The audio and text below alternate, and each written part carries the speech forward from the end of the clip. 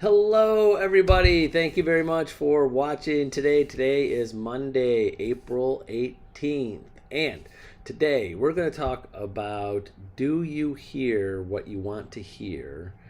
And are the people you are talking to every day, are they hearing what you want them to hear?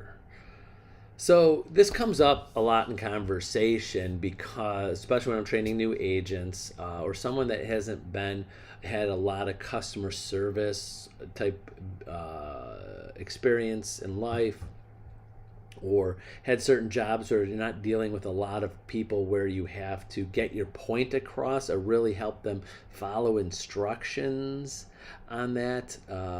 If you could follow me, like example, I had an agent just got off the phone with earlier this morning, and she's a teacher and she's a new agent, but we were talking about communication skills and having all of the years as a teacher and experience of explaining to children, how to do things and really honing in on what they're actually listening to and what is they're retaining.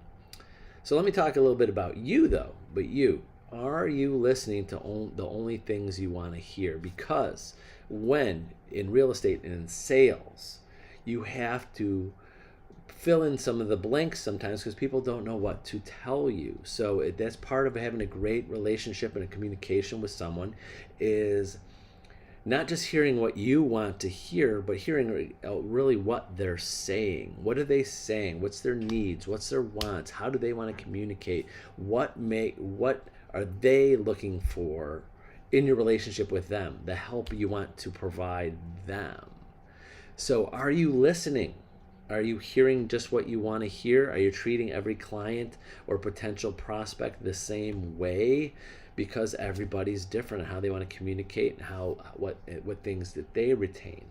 So think about that while you're having conversations with people. What do you hear? Because I know I have to remind myself of this daily. It's like, relax, listen, because I've been through so many scenarios and lots of the same questions. Sometimes I don't take the time to listen to everything, the whole story. I like to jump the gun. I'm like, get to the end. Yeah, are you that type of person? To get to the end. What's the end? Because I already know my advice. But I have to remind myself sometimes. I have to listen. Am I only hearing what I want to hear? Am I missing out on some of the fine details so I could really help this agent to help their client? And same with you, is that when you have to listen,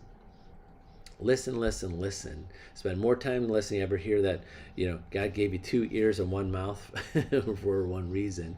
And are you hearing everything that you need to hear?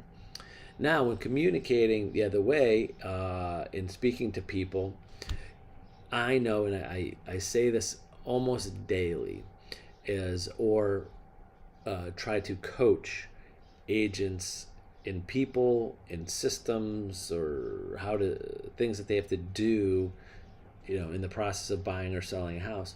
I always remind agents that, listen, when you're discussing this with your clients, sometimes they're not listening. They think they're listening, but they're stressed. This is a stressful situation. Them buying, selling, financing, getting offers accepted, and you could be face to face and looking them dead in the eyes, telling them something, but in their head there's a lot of noise in there because of the stressful situation they're in, and they're not listening. They're not hearing you because they're thinking of the next question. You ever have that? I'm like, you could totally tell someone's not paying attention. You're like, you're not paying attention, or you're not going to remember that.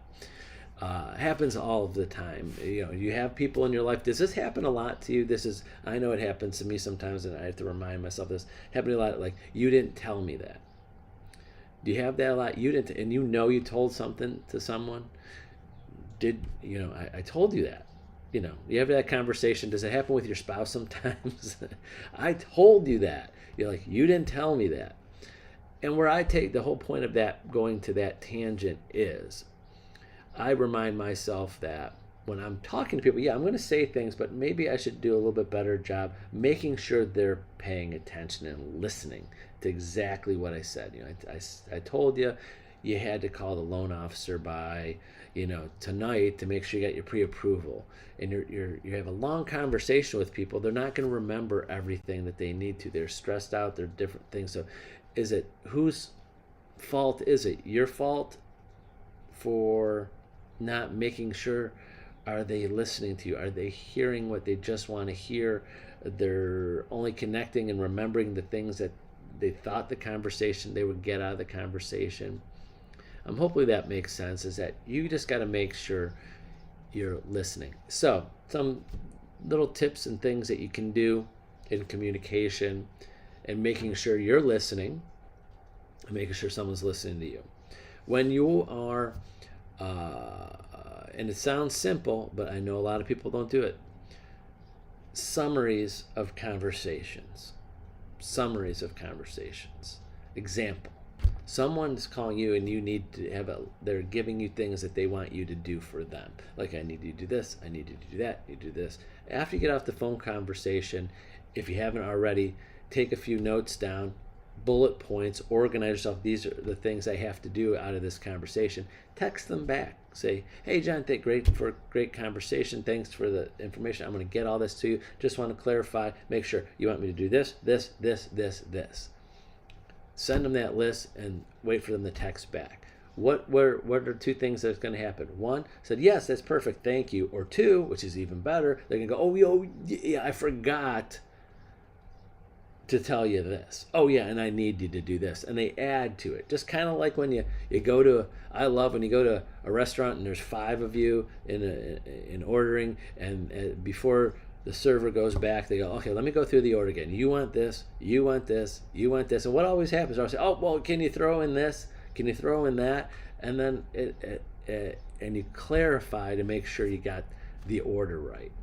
So that's when people are asking of you. Now, you as an agent, as when you're talking and you need clients to do this. You need I hear this all the time for agents. Well, I ask the other agent to send me stuff. I go, okay, do you have a text or email to confirm that they got it? Well, I talk to them and I'm waiting for them to send me this. I go, why don't you follow up after you have that conversation? Text, hey, because agents get busy. And if it's just verbal, text is great sometimes, but sometimes you're having conversations and you have to make bullet point lists. Or even worse, they don't put a bullet point list in their texts or emails.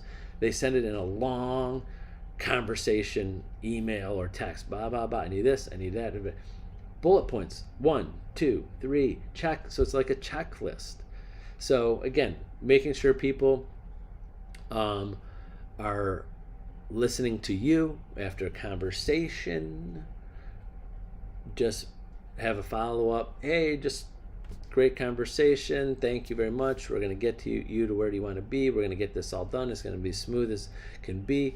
Just to confirm, these are the things I need you to do by Monday. You need to talk to your lender, get your pre-approval. 2, or get your approval, make sure your application is 2. You need to call or schedule the home inspection at a time convenient for you. Let me know. 3, you need to deposit the earnest money. You need to send that to the title company. Just clear lists. So, because people are going to forget. And you're going to have that debate. Did you weren't paying attention if they were listening to you and hearing everything that you wanted them to hear, or were you missing it and knew that you weren't paying attention, like they might not have heard everything you wanted to hear, especially with conversations, because I'm big on phone, talking to people, not all by text, not all by emails. And we have that 1-2 punch of a phone call to work it all out, and 2, a follow-up text, that bullet points of what you went over and what you need or what things you're going to do. It makes that did you hear what I'm saying, or did I making sure I heard everything that you want from me, makes that communication work a lot smoother. So I just wanted to give you a tip of something to do, because I get this a lot. I get it every day. at least once or twice a day from an agent talking about how to handle a situation because something got missed, because someone told someone didn't listen to someone miscommunicated this, someone forgot to do one thing of the main list that they were supposed to do. And usually it's like who was listening, who wasn't listening, who might have said something or didn't say something. And this is just another way of helping that alleviate that problem, because it happens a lot. So that's it. Hopefully that helped you a little bit with something today. But remember, if you want to discuss this and come up with any other ideas, this is how I come up with some of these ideas. I talk to agents and we work this out, and then I share this with everybody else. So you might have a better way of doing things and that you like to use, and I would love to know about it. And that's how I've learned over the years, and love to share that with everybody else. So all right, well, have a great Monday, and we'll see you tomorrow on Tuesday. Bye-bye.